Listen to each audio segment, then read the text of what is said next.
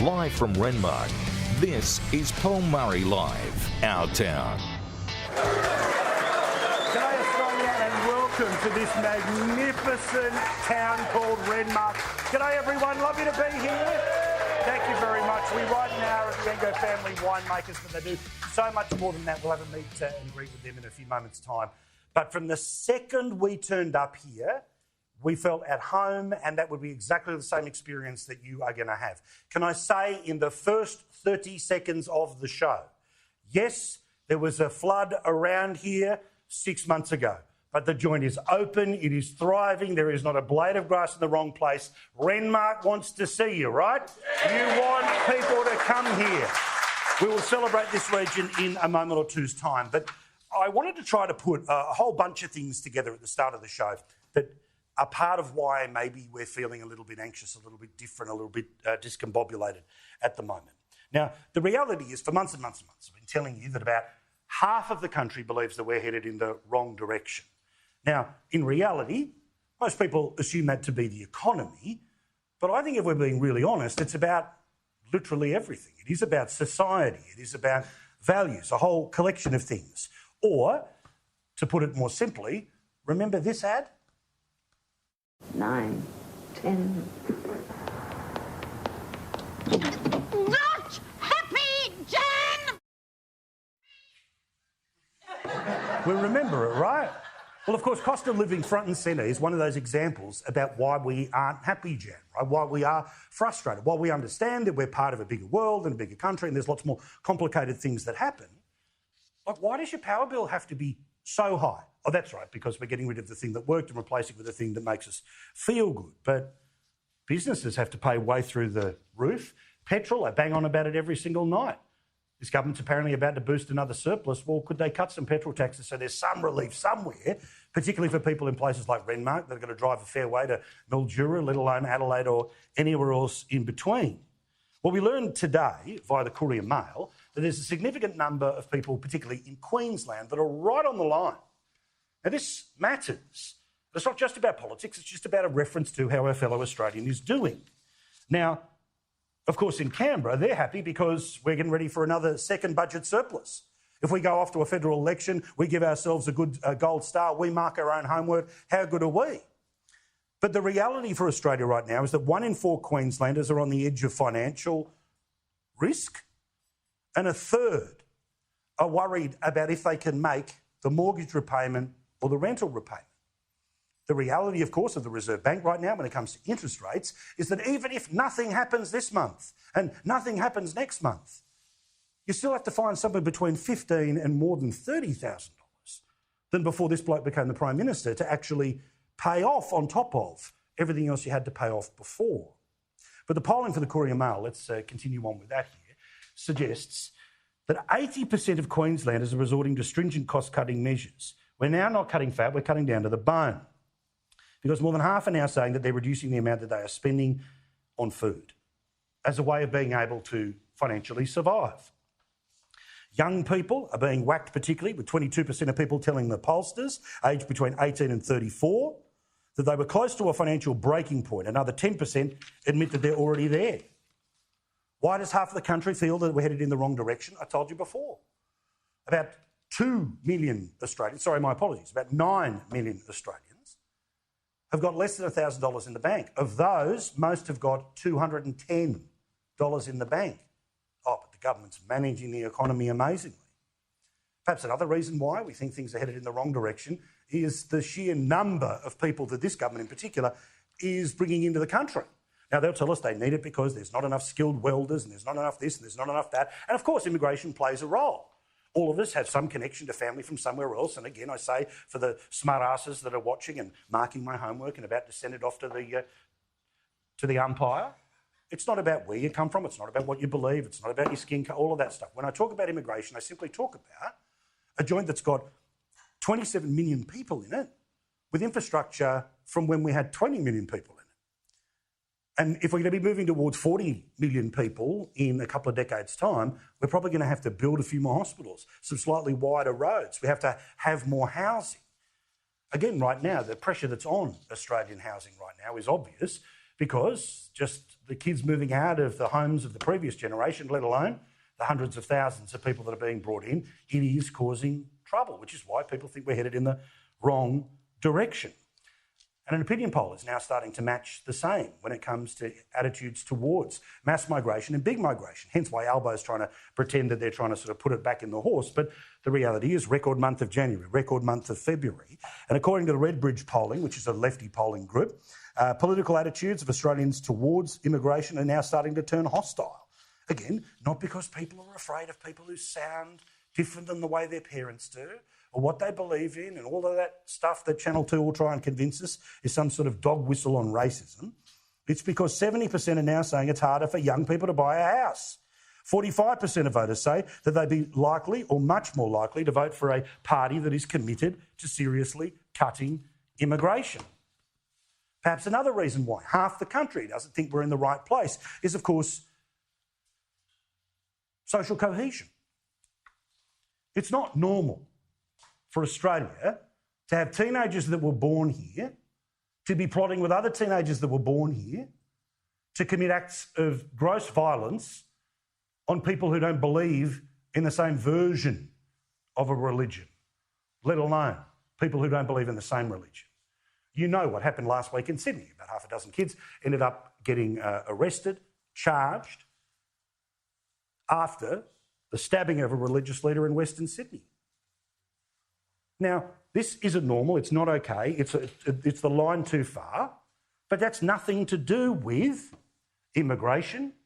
That's to do with what is being learnt by those kids in part about how they're being sent nutty by some of the stuff that's on the internet. Just today, the police gave us some details about what the apparent plot was.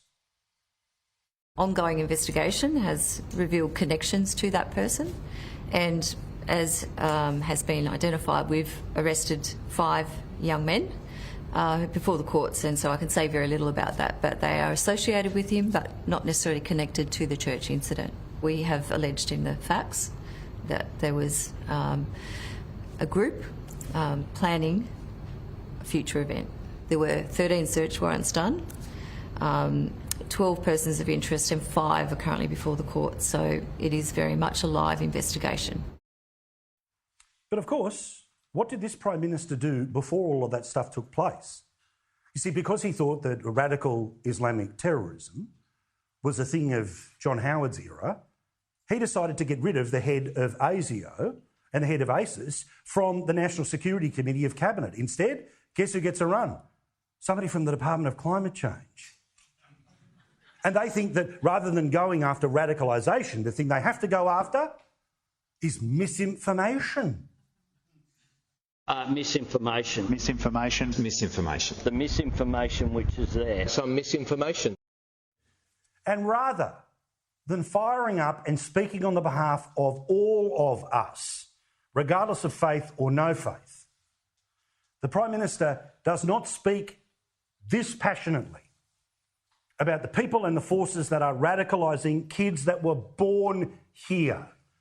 He does not speak with such passion as he does about bashing up on Elon freaking Musk.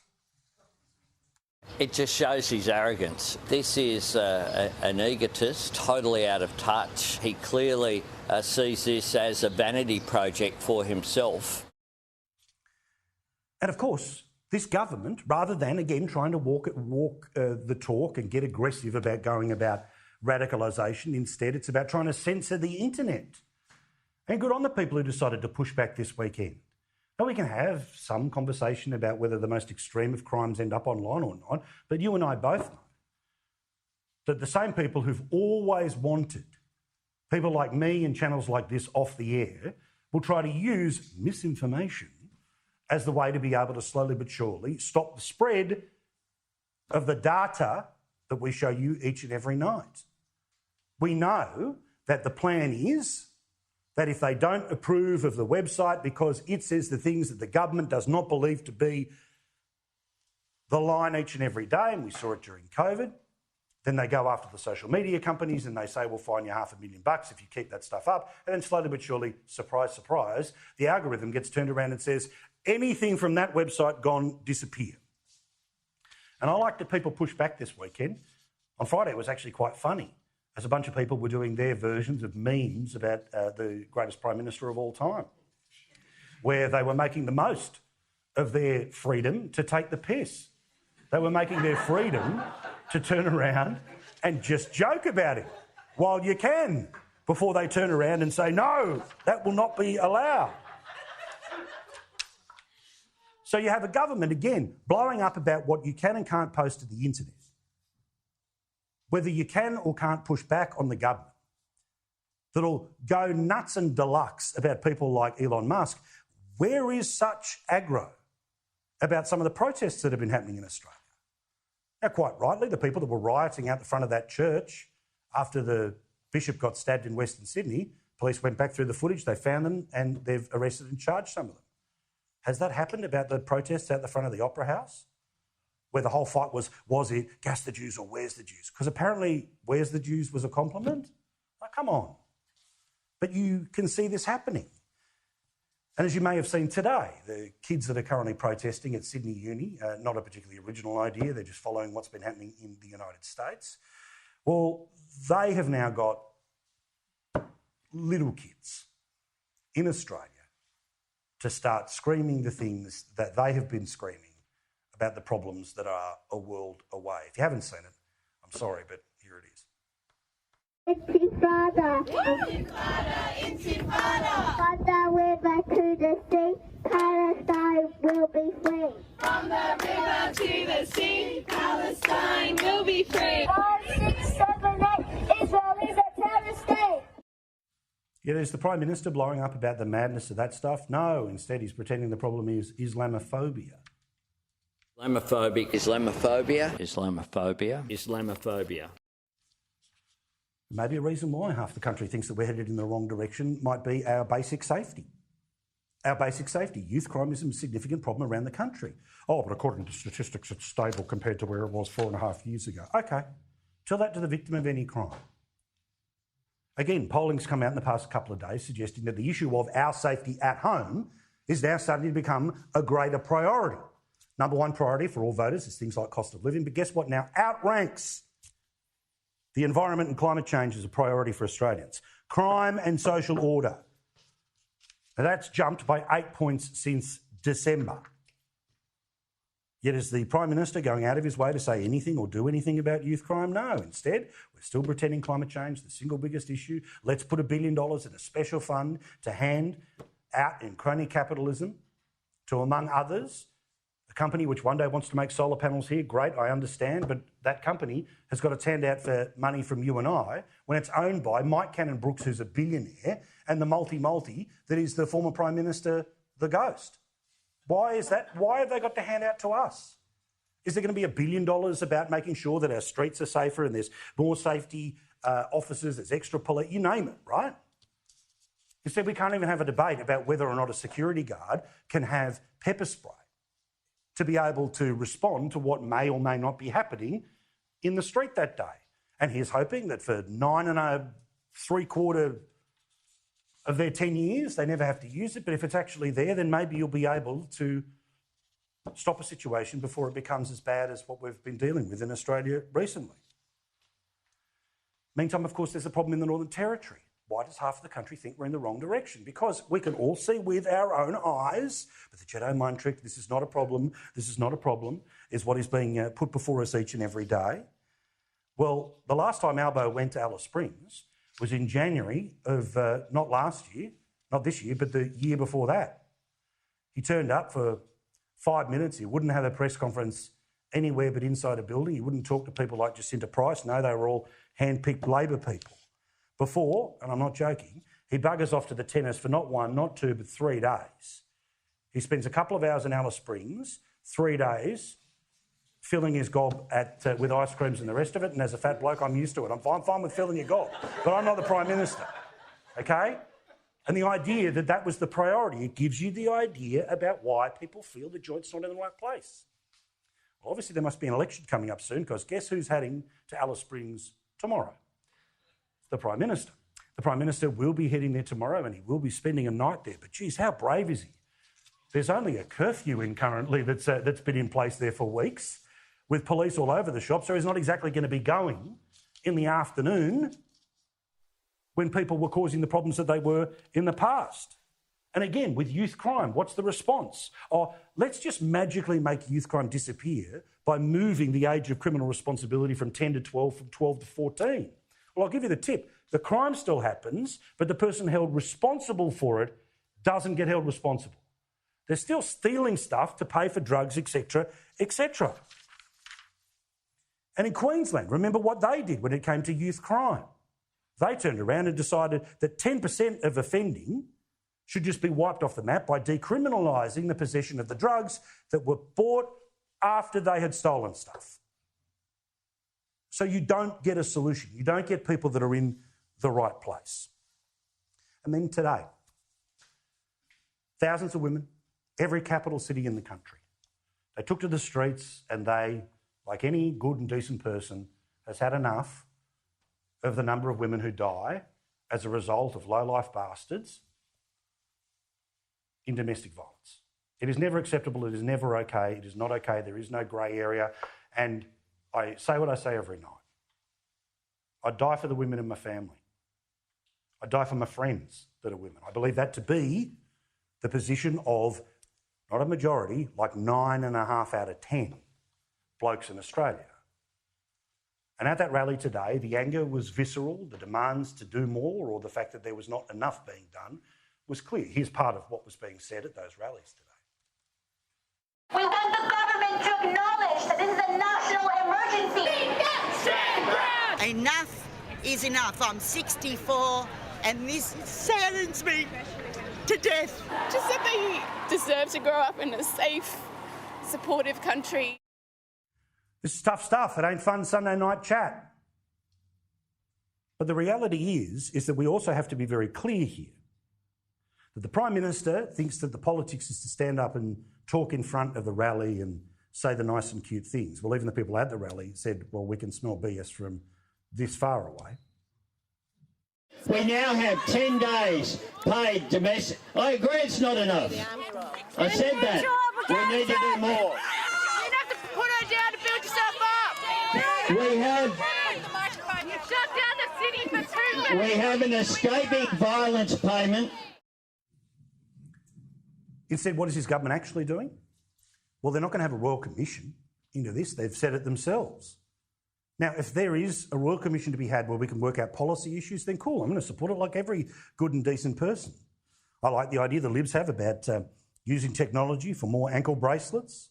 I like the idea of having a serious discussion about uncomfortable stuff like how violent some of the stuff is that's online for people to see and how unpleasant. I won't say it in a room full of delightful people, but still you can all read the headlines.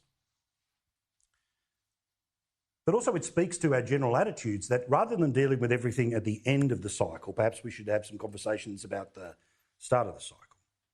It doesn't minimise the issue, and I stand by the fact that anyone who would even think about it is a lowlife, and I'd be the first to line up and treat them the way that they should be, of course. But in Australia last year, did you know how many people were actually victims of pretty violent crimes?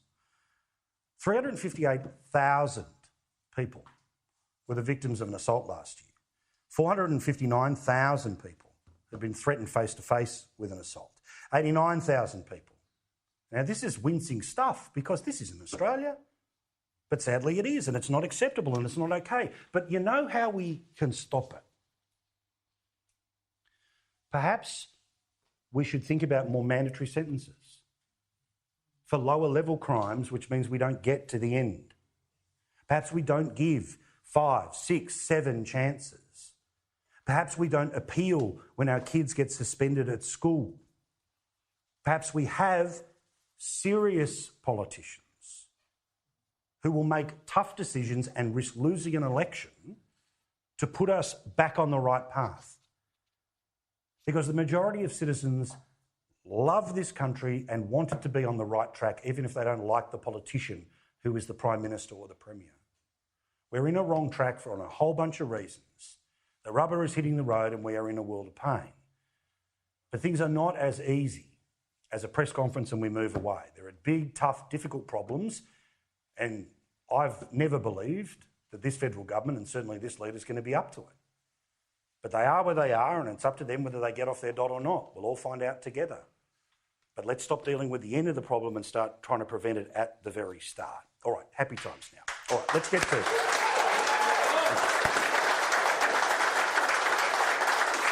Let's celebrate Renmark. Okay, that's why we're here. Thanks to the wonderful people of Harvey Norman. Let's celebrate this beautiful part of regional South Australia. Again, I'll repeat it, I'll say it 1,000 times. They're open for business, and when you get here, there's plenty of businesses that will make your day.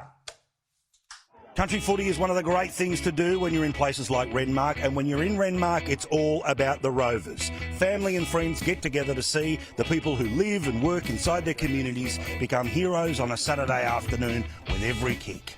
The meeting place on a Saturday, everyone comes together. It's just a good family atmosphere, good afternoon with your mates. It's a good opportunity, it's in front of me, and try not to overthink it and just play. We've been playing, I guess, together in the A grade for a few years now, but forever as kids. So, and for me, who's not from the area, it's a family that's welcomed me and my family here now, and we're absolutely part of it now. We've got an 80-year-old bloke that plays for us, so we cringe when the ball goes near him because we just don't know him to sort of knock him over, and otherwise it could be a bit ugly on the field, yeah. But no, he's having fun. Yeah, he's having fun, yeah. Tony, lovely to meet you. You too. Tell us what it was like to play here. Well, this is what it was all about, country footy, so I loved it. I did actually all my junior football through Loxton, and then I had a chance to play with my brothers in 1990 up here at Renmark. The importance of country footy to community, what do you think it means and why you reckon it's so? Oh, it's grassroots football, isn't it? I mean, you do see these country clubs that fold, which is sad to see because they have so much history behind, but it's good to see, the SNFL try and help them and make it happen. So, no, I love it. It was good coming back after I finished football, just to come back to a local level and just realise what it's all about, the passion.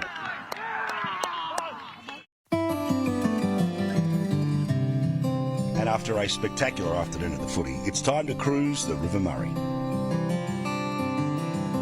Rob and Jerna from River Murray Houseboats are our hosts. This is their houseboat. This is one of the great natural wonders of the country, let alone South Australia, and this is heaven.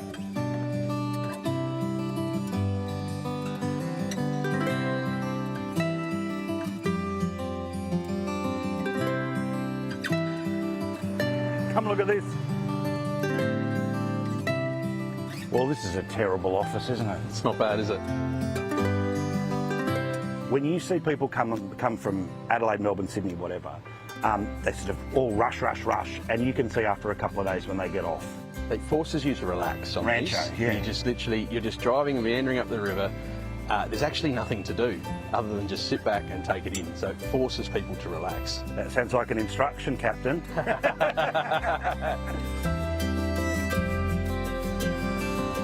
The mighty Murray.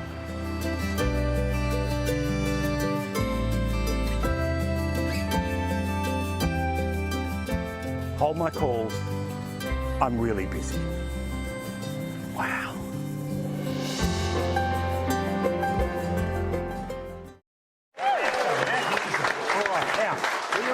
Location, and it's a family business that's been around for a very long period of time. Both of you are very excited to talk about it, and we're very excited to have you here. All right, Victoria Angove, John Angove are here. The family connection, John, when did this joint start as a winery and then so much more? Oh, it goes back nearly 140 years, Paul, to my great-grandfather who established the business in Tea Tree Gully, which then was a suburb or remote from Adelaide. It's now suburban Adelaide. And he started a winery down there. He was a doctor. He made wine for his patients, being well aware of the therapeutic value of wine. Correct. That what basically began as a hobby eventually overtook his medical activities, and he decided that he would make wine as a way of life. And it has progressed since then through the generations, and we are here today. And now it's a place that has got several businesses attached to it, lots of different things. But where is it in 2024 compared to where it started? Oh, we've had an incredible journey, Paul, and I think the best is still to come, to tell you the truth. So I'm a part of the 5th generation. My brother and I are involved in the business, and our sister Sophie as well is involved in the viticulture side, which is pretty exciting. So to get to 5 generations, I think, is pretty momentous. And right now we are Australia's leading organic grape grower and winemaker. We also are incredibly lucky that we have the St Agnes distillery. So that was initially we started distilling here in Renmark in about 1910. And then St Agnes brandy, which is Australia's leading brandy, started in 1925. So next year we'll be celebrating a centenary of the St Agnes distillery. And I can confirm its quality. Mention my name, as I always say. It's and I didn't force it on you, I'm sure. No, not at all. No, you're lovely. But can we find the great... I want a bit of history here, all right? That, of course, what was the year and how did cask wine become the option? Because this literally is absolutely the OG, the first ever cask of wine, a gallon of wine. Who came up with it? So my grandfather, Dad's dad, Tom, was a really frustrated engineer and was constantly inventing and very innovative. And I still remember going to his house. It was always an adventure as to what you would find. And he came up with this concept of putting a bag in a box. And there was a lot of convenience to attach with this, and it's gone on, obviously, to be globally a very mainstream way of delivering wine to consumers, and often really great value way of getting wine and having wine that doesn't go off. Bloody oath, I was going to say, congratulations to the family. From this to Mighty Exos and a whole bunch of a very diverse business. Glorious stuff. Thank you for having us here tonight. I really do appreciate it. Such a pleasure. I remember when Dad brought that home as a prototype when I was about 14 or 15 years old. And I remember saying to Dad, that will never sell. Who is going to buy wine in a plastic bag inside a cardboard box? And Australia get it? Us! and so we don't listen to Dad about marketing anymore. Yeah, fair enough. Good stuff. Thank you, guys. I really appreciate it. Great examples of people who love Renmark and have a business that can change the country. All right, quick break. Back with more, plenty more to talk about. This place is phenomenal in terms of its tourism, its business, its people, its commitment to taking care of each other. We celebrate all of that in a moment's time here on Paul Murray Live. Thank you. I appreciate that the clapping started a solid 45 seconds before we were back from break, but you did well. Thank you, everyone. I do appreciate it. All right, now Harvey Norman are the reason that we are able to travel all around the country, and Katie Page and their leadership team are absolutely invested in making sure that women in regional Australia have phenomenal opportunities. So we had the opportunity to go and have a chat to Katie about a program that is changing lives from the city to the smallest towns and everything in between. For many, a good education might only be something one could dream of. And for many people, that's lots of different reasons. From the prohibitive costs to the distance that you'd have to travel. And often the people who are most impacted by these challenges are people from disadvantaged backgrounds. And that's why, after a 10-year pilot program with the Auburn Girls High School in Sydney, Harvey Norman this month has launched a scholarship program with Western Sydney University. The Young Women's Leadership Academy comes with an incredible donation from our mates at Harvey Norman. $7.9 million will be delivered directly to this program over the next 10 years, helping increase the social, economic and educational participation of young women and create tomorrow's leaders. Of the many causes that our dear friend Katie Page from Harvey Norman is involved with, I know she is particularly passionate about this. This is a massive gift that is going to seriously change some people's lives. Tell us, how does it work? We're 100 scholarships in, and the stories are fabulous. It's refugees, it's disadvantaged women, it's also high achieving women, so it's across the board. I was talking to some of the young ones today and they were thanking me, and I said, no, Jerry and I've got to thank you for the joy that you give us, because you're wanting better lives for yourselves, for your family. You're not just taking this and thinking I should have it. You really respect it and want it. And when you hear the stories of the kids that this is helping, you know how important all of this is. I'm really excited about all the opportunities that we're going to get, all of the doors that are going to be open for us, and it provides equity for all of the students who might be underprivileged.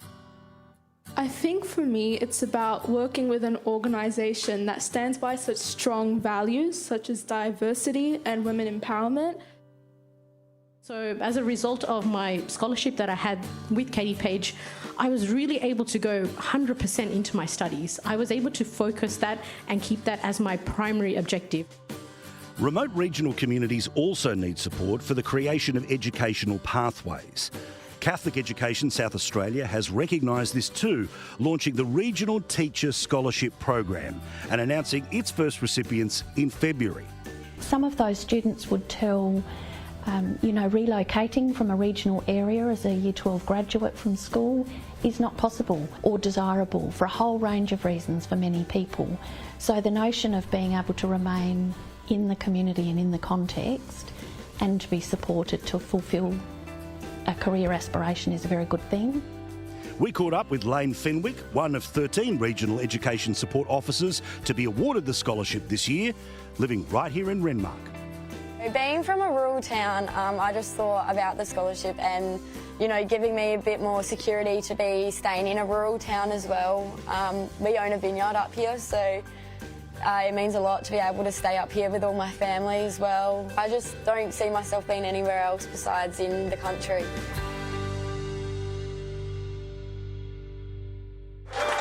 Thank you, Katie Page, and all the team at Harvey Norman. Now, keep your reports going because we've got your mayor here and a member of the South Australian Parliament as well. Hello. Now, Nicola Centofanti is the member of the Legislative Council in South Australia.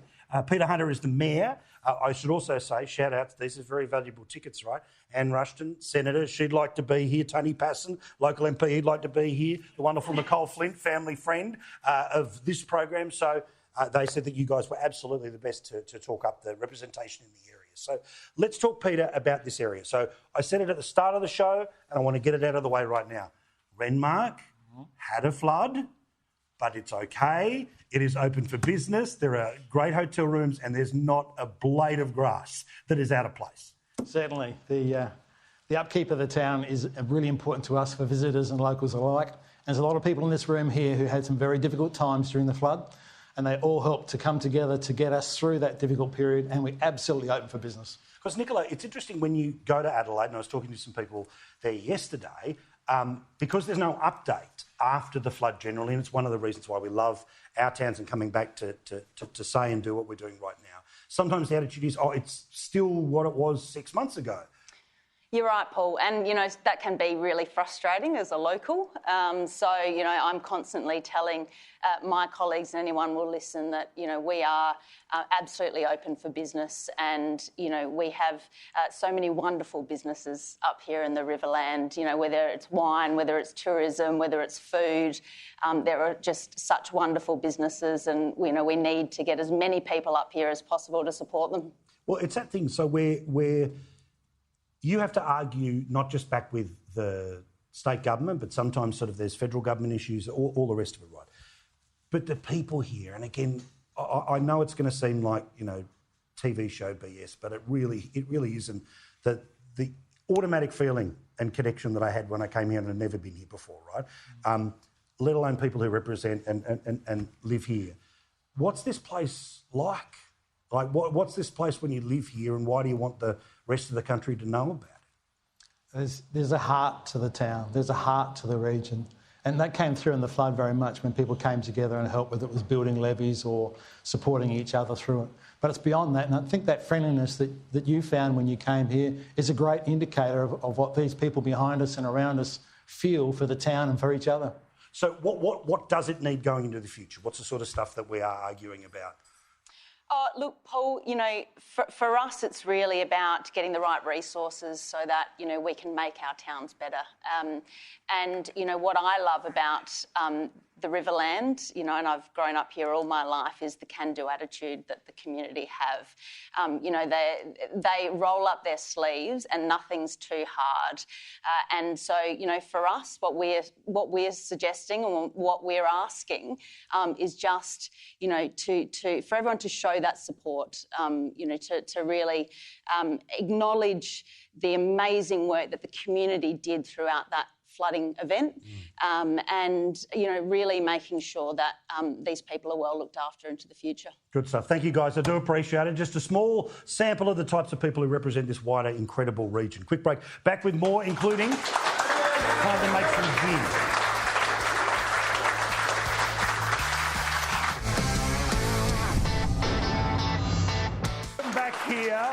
having a great time at the Agnes Family Wineries here in Renmark. There is so much to see, so much to do, but also great people to meet. And I want to have a chat to Jack and to Richard as well. Jack, you're a winemaker yourself. Grape grower. Grape grower, my apologies.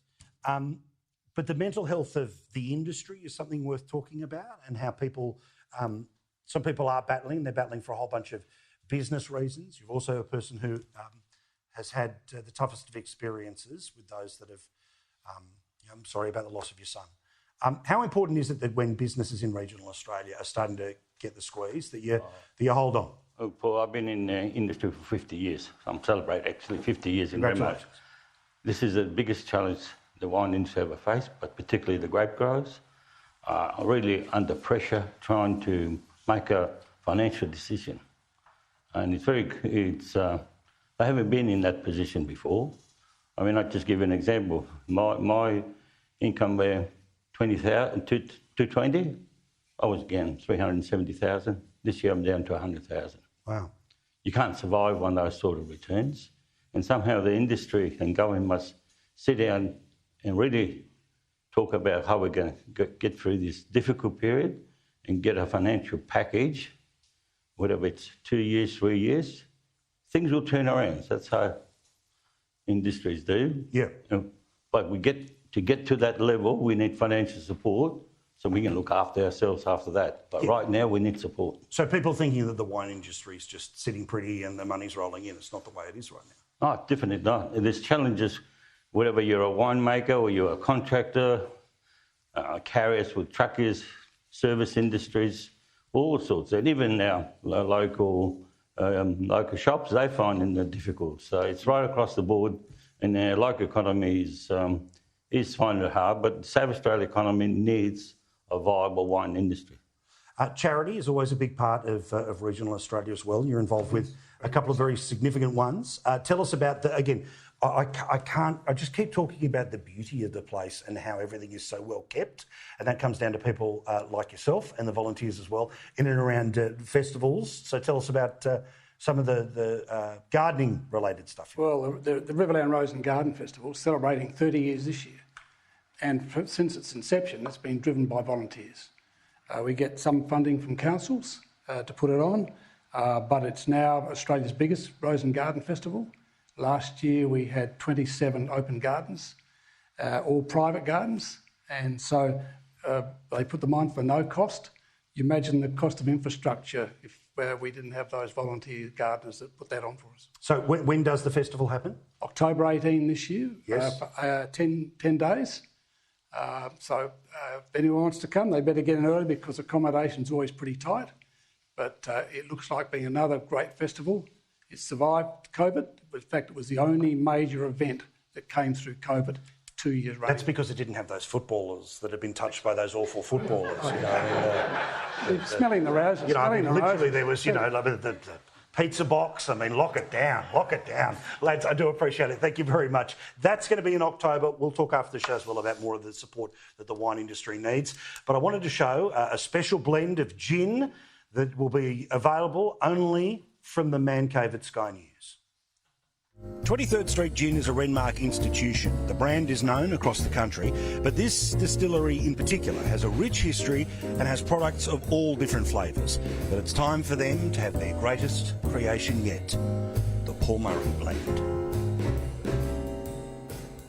Jamie's the man here at the distillery who's going to take us through a pretty special process where at the end of it there will be a special Paul Murray blend of gin. Come in here, mention my name, pay full price. Jamie, lovely to meet you. Nice to meet you too, Paul. Well, let us make some gin. What do we need to do? How accurate you reckon of a pourer you are, Paul? Oh, precise. All right, wicked. That is what I love to hear. So, we got this little flask there. Thank you. I want you to try and pour 10 to 12 mils of this juniper extract into that thing there. And if you're not feeling too confident, you're more than welcome to use that pipette. No, we'll give it a crack here. Oh, no, that's precise. Well, we've got...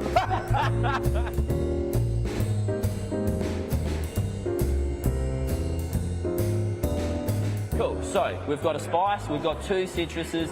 I reckon we'll try and do sort of 4 or 5 botanicals.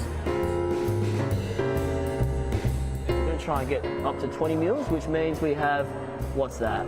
Seven mils of wiggle room. Okay. So, of the 4 you got there, I reckon you're more than welcome to grab your pipette, dip it in, and then sort of...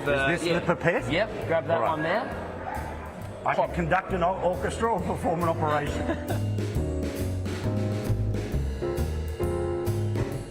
So is this alcohol or is this flavouring? That is alcohol as well, I believe. You try if you'd like to try a bit of it, you'll get a bit of a bitey flavour. It's quite strong as well.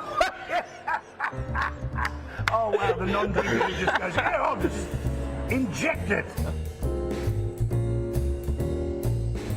Alrighty, well there's our Paul Murray gin. So what we're going to do next is there's a way to go about tasting these. It's very particular with gin. Is it slightly different than the way I've been tasting it before? It's unorthodox, that's for sure. So we'll move on to something a bit more traditional. Just give it a sip, see what you think. Okay. Geez, I've nailed that. I've absolutely nailed it. Jamie, please. Thank you. Well, I think we could just about bottle that up and sell it, to be honest. Thank you. Thank you. I win a gin. I win a gin.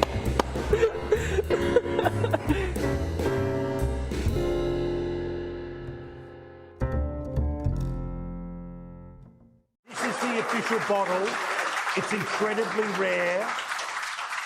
And again, if you ever make it to the man cave, you can have a little nip of that right now. All right, now, one of the greats of Renmark is a man called Dean Simler. Dean won an Academy Award as the cinematographer on the film Dances with Wolves. He grew up here. It is still such a fond part of his life, and we had a chat about it from his home in LA. I was very lucky. What a great town. I mean, and you don't appreciate it when you're a kid, but in hindsight, looking back, I was so lucky. I mean, it was so pure and friendly, and it was just such a wonderful town to be brought up in. It was healthy and lots of friends. It wasn't too big, only about 7,000 people. I was very lucky to be brought up there, and I really appreciate it now more than I did then. I think it was, even though I've been back a couple of times, I haven't been back now for, goodness me, about 10 years. When I was last there, I visited some children who wanted me to teach them how to make movies. It was still the same. It was better. It was different. It was, but it was still the same old Renmark, the same community spirit, the same sort of warmth of people and friendship. It's a special place. I know it's really hard to put into words, but what for you is so special about making movies? They remain like, it's like working with a family. I did Apocalypto with Mel in Mexico. We were there for 8 months, believe it or not. 8 months in the jungle. Best experience of my life ever. Forget, Mel was the man. He was in charge and he had the say from day to day. And I remember coming back to my home here after 8 months being away, and my wife Annie said, "You're walking around bumping into bloody walls. What are you doing?" I said, "Look, I've lived with a family for 8 months, 7 days a week, waking up every day and seeing them all, seeing them having dinner at night, working all day.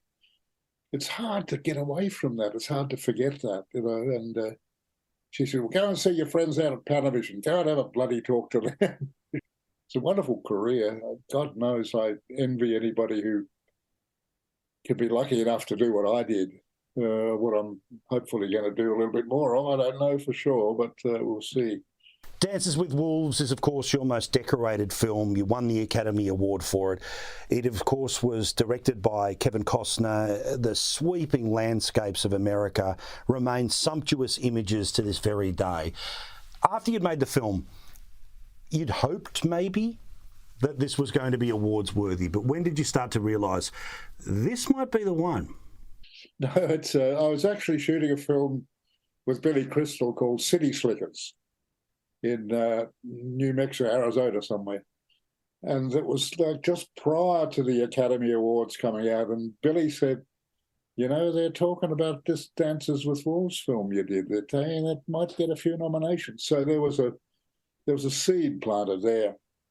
And I was back in Sydney But I got a call like at 1 o'clock in the morning from the producer, Jim Wilson, who said, "Mate, you're one of 12. We got 12 nominations. Congratulations." And I pinched myself and woke up Annie and my daughter, and we realised it was true. And then from then on, wow, the ball started rolling. And, the Americans really know how to celebrate success. Boy, what a time that was for a few weeks or a few months after the nominations for the awards, etc. It was just cost a lot of money, but it was good. And I hoped when the announcement came from Glenn Close, who announced that I was up against 4 or 5 of the greatest cinematographers in the world, the Godfather, Dick Tracy, some Avalon. These are the top guys that all won Academy Awards, and there was me. And the name came up. And the Oscar goes to Dean Simler, Dances with Wolves. When I leapt out of my seat, which Annie has never forgiven me for because I didn't kiss her and let the camera see her, and went up, and I was just hoping that my fly was done up and that my voice would work, but it was it was a wonderful evening. It was just a fabulous evening, and it was the one of many. And it meant a lot to me then, but it meant more to me when I got on a Qantas flight to come home. I didn't realise how important it was to Australia. I got on a Qantas flight flying home, and the hostess came up and said, "Mr. Simler, do you have it with you?" And I said, she said, "The Oscar." And I said, "Yes, I've got it and some other awards." She said, "Do you mind showing it to the captain and to the passengers?" And I said, "Oh, I don't." Then I got to want somebody waking them up after 7 hours flying. They're all cranky, showing them a trophy. She said, "I think you'll find they'll like it." And they did. It was like, it was goosebumps when I walked down. It meant so much to my fellow Australians. It really did. Renmark, Zoe, no, very, very good. Thanks so much. Thrilled to talk to you. Quick break. Back with more here on Paul Murray Live in Renmark, where we will reflect upon the football career of one Chris Timber.